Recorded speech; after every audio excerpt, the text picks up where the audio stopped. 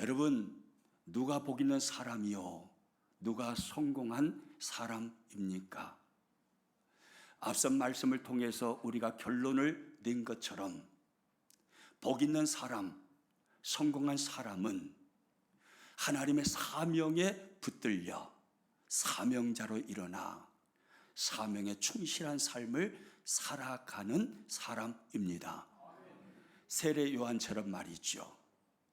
요한복음 1장 23절 말씀 같이 읽습니다.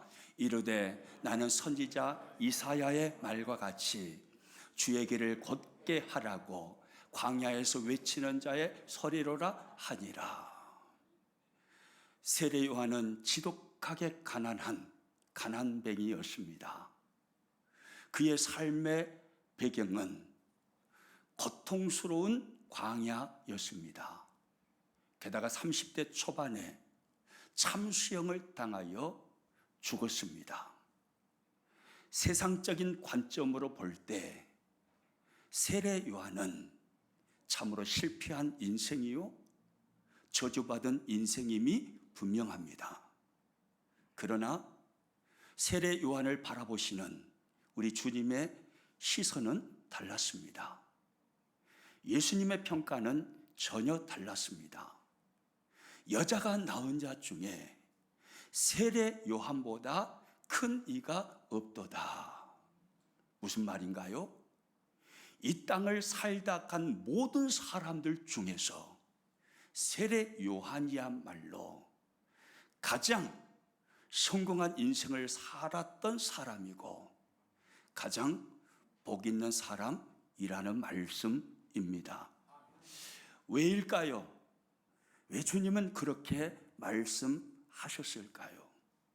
세례 요한은 내가 무엇을 위해 살아야 하는지 자신의 사명을 분명하게 알았습니다. 나는 예수님의 오실 길을 예비하는 외치는 자의 소리입니다. 그의 사명을 분명하게 알았고 그 사명을 위해서 충성을 다하여 살았습니다. 가난해도 괜찮았습니다.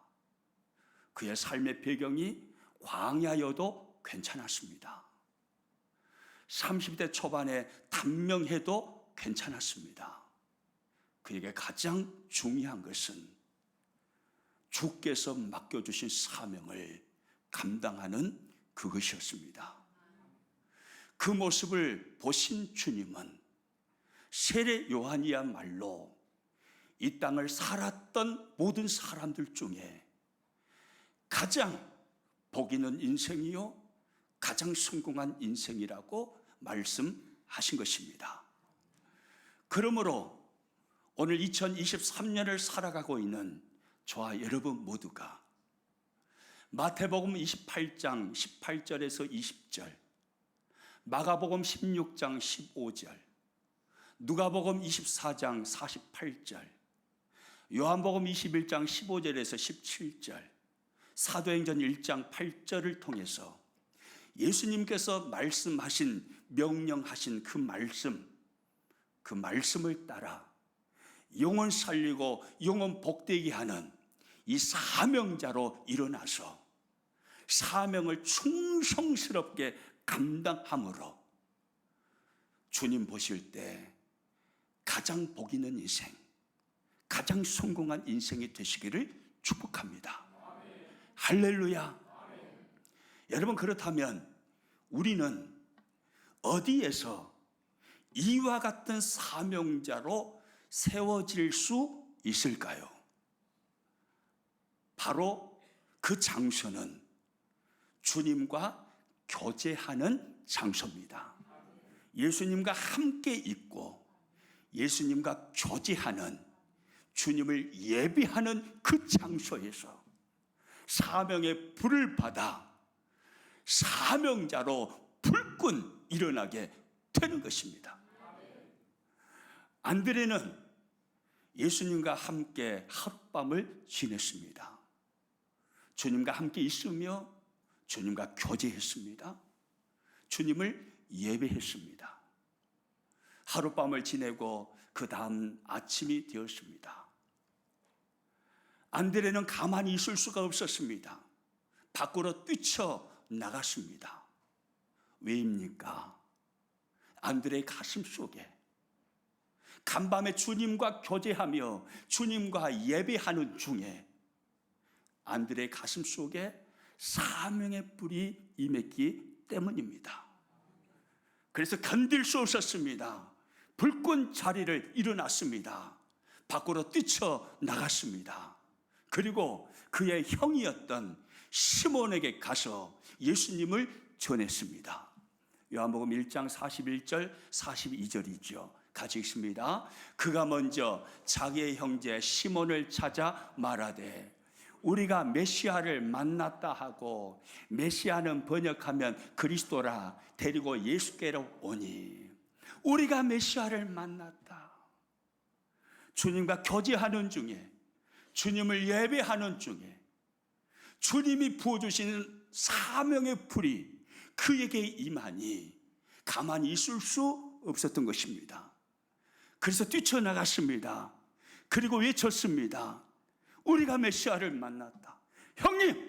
형님이 그토록 기다리시는 구약의 하나님이 약속하신 그 메시아 제가 만나고 왔습니다. 그 메시아는 바로 나사렛 예수 그리스도이셨습니다. 안드레는 가만히 있을 수 없었습니다. 사명의 불이 임하니 사명자로 일어난 것입니다. 여러분, 그렇습니다. 오늘 이 시대를 살아가는 우리가 사명의 불을 받고 사명자로 일어나게 하는 그 장소는 바로 예배하는 장소입니다. 예수님께 기도하는 장소, 주의 말씀을 묵상하며 주의 말씀을 나누며 주의 말씀을 읽는 장소, 주님을 찬양하는 장소, 주님께 예배하는 장소, 그것이 바로 사명의 불이 임하는 그 장소인 거예요.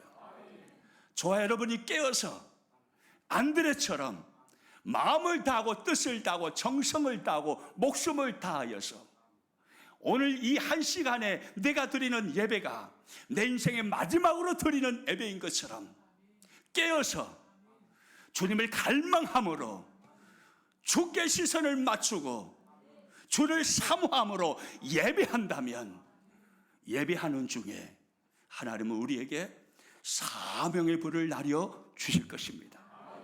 그래서 사명자로 그래서 불끈 일어나서 세상을 변화시키는 사람, 세상 속에 하나님의 사람들을 세우는 사람, 하나님의 나라를 확장시켜 가는 사람, 영혼 살리고 영혼 복되게 하는 사명자로 살아 가장 복 있는 인생, 가장 성공한 인생이 되게 할 것입니다. 할렐루야.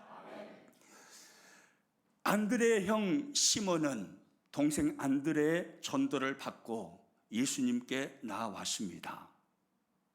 그런데 예수님은 안드레의 형 시몬을 보시고 참으로 놀라운 말씀을 하십니다. 오늘 보면 42절 말씀 같이 읽겠습니다. 데리고 예수께로 오니 예수께서 보시고 이르시되 내가 요한의 아들 시몬이니 장차 게바라 하리라 하시니라. 게바는 번역하면 베드로라. 이 짧은 주님의 한마디 말씀 속에서 우리는 내가 믿는 예수님, 내가 섬기는 예수님은 어떤 분이신지 알 수 있습니다. 동생 안드레의 전도를 받고 형이 주님 앞에 나왔습니다. 현재 안드레 형의 이름은 뭡니까? 뭐죠? 시몬입니다. 이 시몬이라는 이 이름의 의미는 갈대라는 언어적인 의미를 가지고 있습니다. 시몬은 심히 흔들리는 갈대와 같은 인생을 살았고 지금 살고 있는 사람이다, 이 말입니다. 정함이 없는 상황에 의해서 쉽게 변하는 갈대와 같이 흔들렸던 연약한 인생, 시몬은 그러한 인생을 살아왔습니다. 그런데 그 시몬을 바라보시고 예수님은 그의 이름을 뭐라고 말씀해 주십니까? 한번 따라서 합니다. 장차 게바라 하리라. 여러분, 이 주님의 말씀 안에는 굉장한 의미가 있습니다. 게바라는 이 말은 아람어입니다. 헬라어로 번역하면 베드로입니다. 게바라는 이 말의 언어적인 의미는 반석이라는 의미를 가지고 있습니다. 그러니까 무슨 말씀을 하시는 겁니까? 시몬, 너가 이제까지는 흔들리는 갈대와 같이 일관성이 없는 삶, 환경에 의해서 쉽게 변화되는 그 삶을 살아왔지만, 그렇게 연약한 인생을 살았지만, 그러나 이제부터는 너는 든든하고 강하고 흔들림이 없는 반석이 될 것이다, 이 말씀이에요. 예수님은 현재 연약한 흔들리는 갈대 모습을 가진 시몬을 그대로 보지 아니하시고 시몬의 미래의 가능성을 보신 것입니다.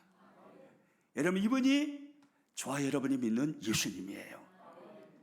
현재 모습이 아무리 연약하고 아무리 별 볼 일 없고 초라하다 할지라도 주님은 현재 모습 그대로 보면서 평가하시는 분이 아니요, 미래 가능성을 보시면서 우리를 보시는 주님, 미래 가능성을 보시는 주님, 그분이 바로 우리가 믿는 주님이신 것입니다.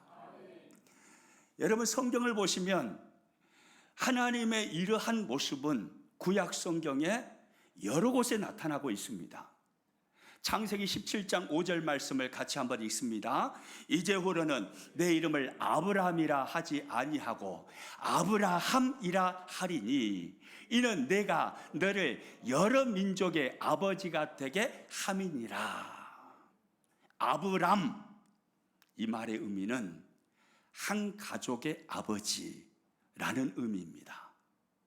아브라함, 이 이름의 의미는 열국의 아버지라는 의미입니다.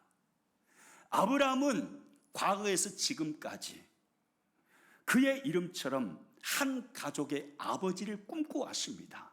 지금 자식이 한 명도 없습니다. 한 가족의 아버지를 꿈꿨습니다. 그러나 그 아브라함을 바라보시는 하나님의 꿈은 더 크고 놀라웠습니다. 아브라함아, 너의 이름을 아브라함으로 바꿀게. 너는 한 가족의 아버지가 아니라 열국의 아버지가 될 사람이야. 믿음의 조상이 될 사람이야. 아브라함을 바라보시면서 하나님은 아브라함이라는 이름을 통해서 미래 가능성을 보시는 것입니다.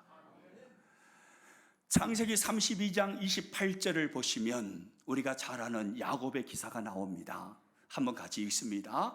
그가 이르되 내 이름을 다시는 야곱이라 부를 것이 아니요 이스라엘이라 부를 것이니 이는 내가 하나님과 및 사람들과 겨루어 이겼습니다.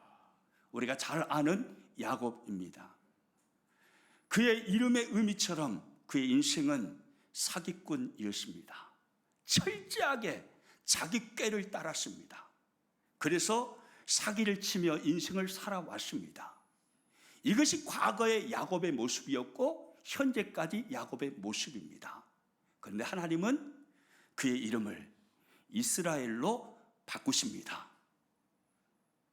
이제후로는 야곱, 너는 너의 꾀를 따르는 자가 아니라 하나님의 도우심을 바라보며 하나님의 도우시는 은혜로 세상과 싸워 이기는 자로 살게 될 것이다라는 말씀입니다.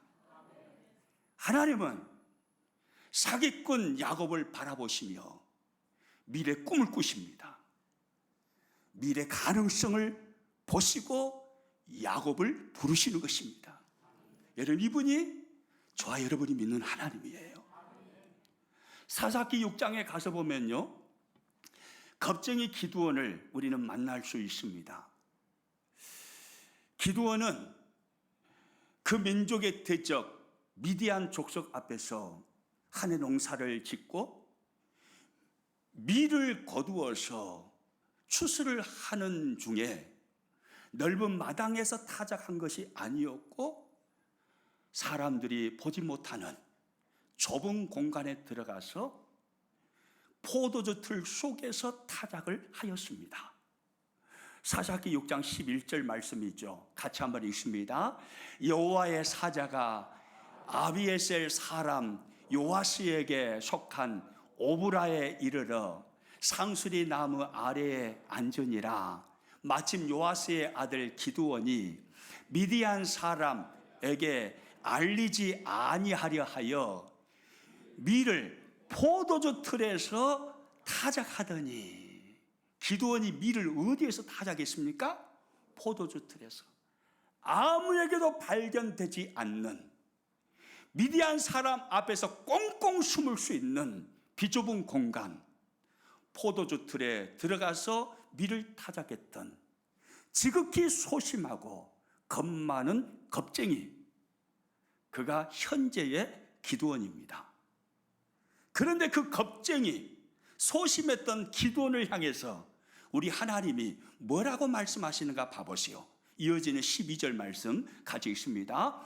여호와의 사자가 기드온에게 나타나 이르되 큰 용사여, 여호와께서 너와 함께 계시도다 하매 할렐루야.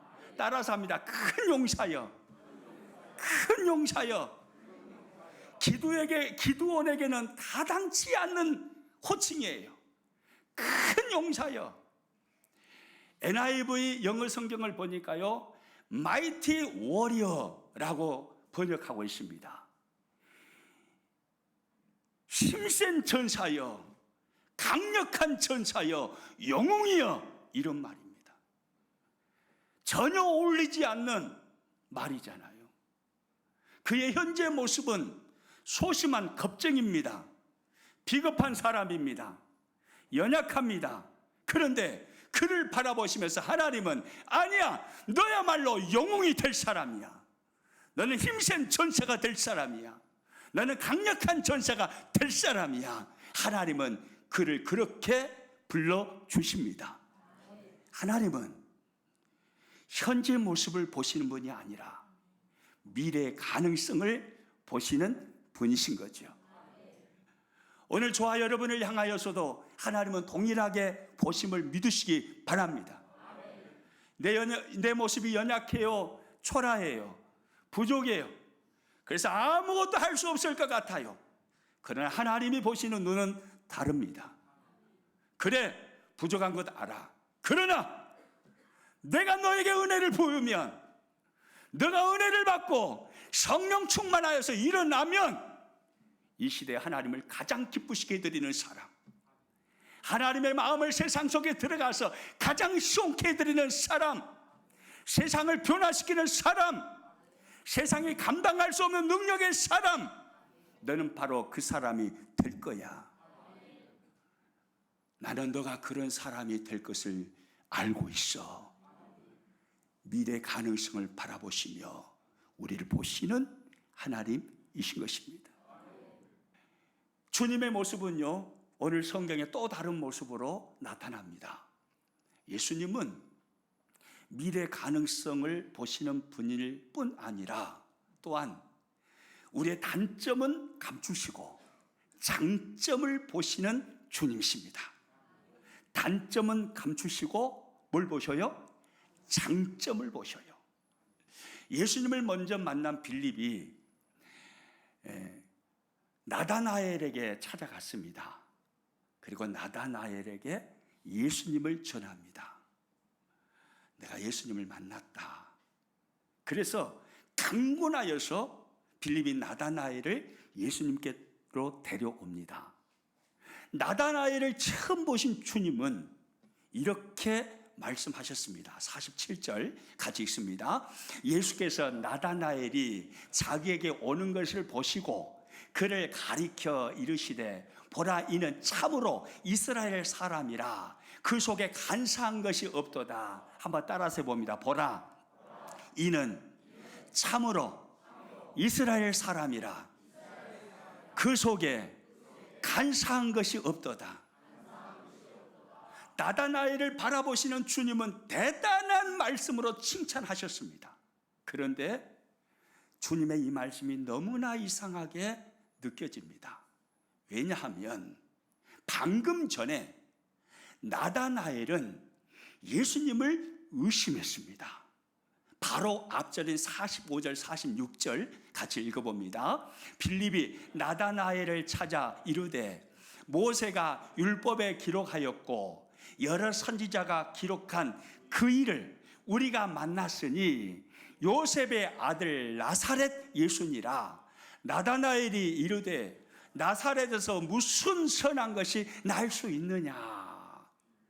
예수님을 먼저 만난 빌립이 예수님을 만나고 교제하는 중에 사명의 불을 받아서 가만히 있을 수 없어 친구 나다나엘에게 달려갔습니다. 그리고 예수님을 전합니다. 요셉의 아들 나사렛 예수, 그분이 알고 보니 그분이 바로 모세가 성경에 기록했고 여러 선지자가 말했던 바로 그 메시아더라. 그분이 바로 너가 지금도 기다리고 있는, 유대인으로서는 지금도 너가 사모하고 있는 그 메시아가 바로 그분이더라. 그렇게 빌립은 나다나엘에게 예수님을 전했습니다. 그랬더니 나다나엘이 하는 말이 뭡니까? 빨간 것이, 다시 한번 읽어봅니다. 나사렛에서 무슨 선한 것이 날 수 있느냐? 뭔 말이야? 나사렛에서 무슨 선한 것이 날 수 있다고?